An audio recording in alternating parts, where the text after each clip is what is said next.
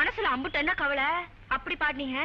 பாடுனா பாரம் குறையும் சொல்லுவாங்க, அதனால பாடுனேன். முதல் மரியாதை படம் தொடங்குறப்ப பல கடன் தொல்லைகளில் பாரதிராஜா இருந்ததாகவும், அதோட இந்த படத்தில் நடித்து முடிச்சுட்டு இந்த படம் எனக்கு சுத்தமாக பிடிக்கல அப்படிங்கிற மாதிரி சிவாஜி கணேசன் நடந்துக்கிட்டதாகவும் சில தகவல்கள் உண்டு.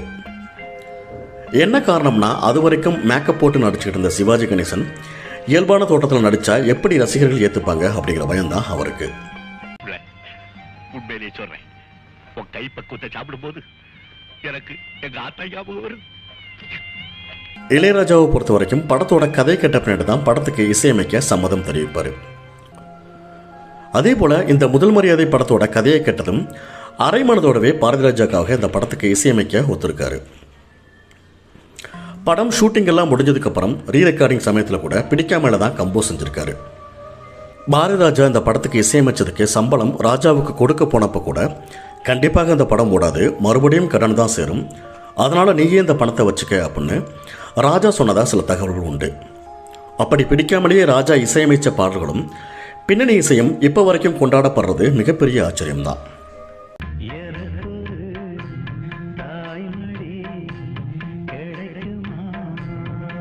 அது வரைக்கும் பக்கம் பக்கமாக வசனம் பேசி நடிச்சுக்கிட்டு இருந்த சிவாஜி கணேசனை ஒரு சில டயலாக்ஸ் மட்டுமே கொடுத்து உடல் மொழியாலேயே வித்தியாசமாக நடிக்க வச்சு ஒரு சிறப்பான படைப்பை கொடுத்திருந்தாரு பாரதிராஜா.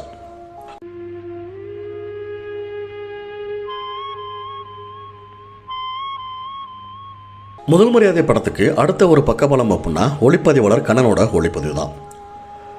பாரதிராஜாவை பொறுத்த வரைக்கும் கிராமப்புற சூழல், மண்வாசம் இதெல்லாம் உண்மையிலேயே நிலைநிறுத்துற மாதிரி படமாக்கியிருந்தார்.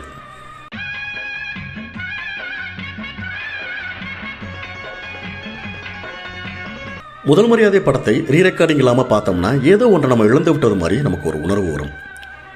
உண்மையிலேயே இந்த படத்தோட காட்சிகள் அனைத்துக்கும் தன்னோட பின்னணி இசை மூலமாக உயிரோட்டம் கொடுத்தது இளையராஜாவோட இசை தான்.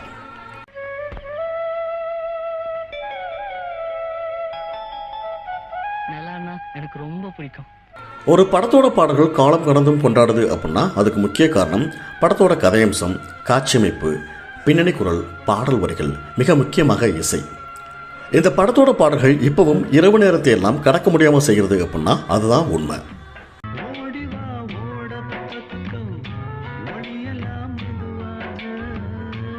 ஒரு படத்தோட வெற்றிக்கு இன்னொரு முக்கிய காரணமாக இருக்குது படத்தோட இறுதி காட்சி தான்.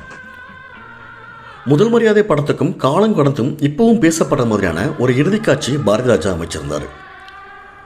அந்த இறுதி காட்சியில் பிரதான கதாநாயகன் வேற யாரும் இல்லை, இளையராஜாவோட பின்னணி இசை தான்.